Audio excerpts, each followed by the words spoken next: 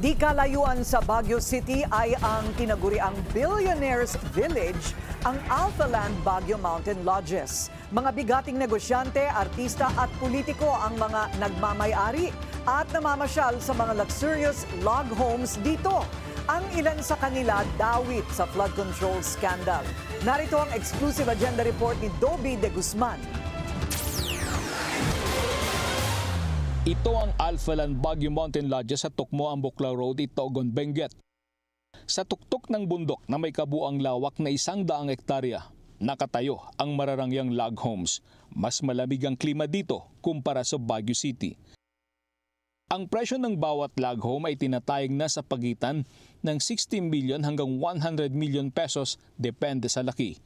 Sa 6-bedroom log home, 150,000 pesos ang renta sa overnight stay. Base sa website ng Alphaland, nagbukas ang exclusive vacation home sa mga sikat at mayayaman noong 2018. Ayon sa dating miyembro ng Alpha 4 Security na tumangging magpakilala, 2021, nang dumalaw sa Alphaland si dating Ako Bicol Party List Representative Zaldico kasama ang buong pamilya. Sakay sila noon ng Augusta Westland helicopter na nagkakahalaga ng $16 million. May 5-bedroom unit din dito si Benguet Representative Eric Yap. Kumpirmado ito ng Benguet Provincial Assessor's Office. 525.93 square meters.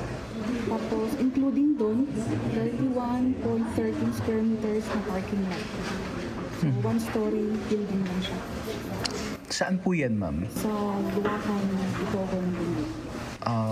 That is a place where matatagpuan po yung Alphaland.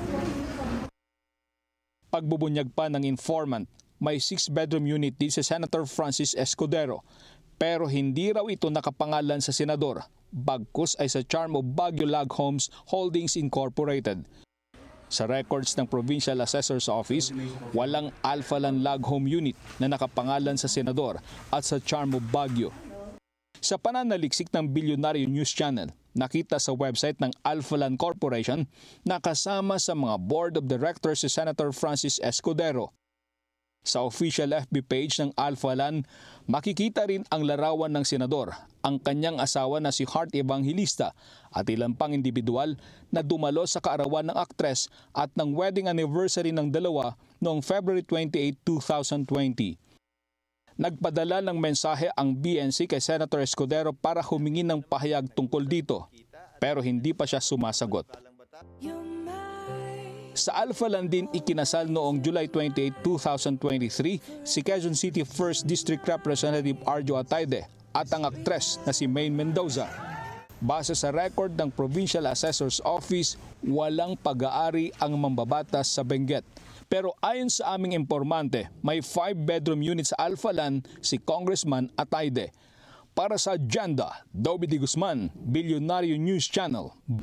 Manatiling nakatutok sa Billionaire News Channel. Sumubaybay sa aming social media accounts at mag-subscribe sa aming YouTube channel para sa mga bago at eksklusibong balita.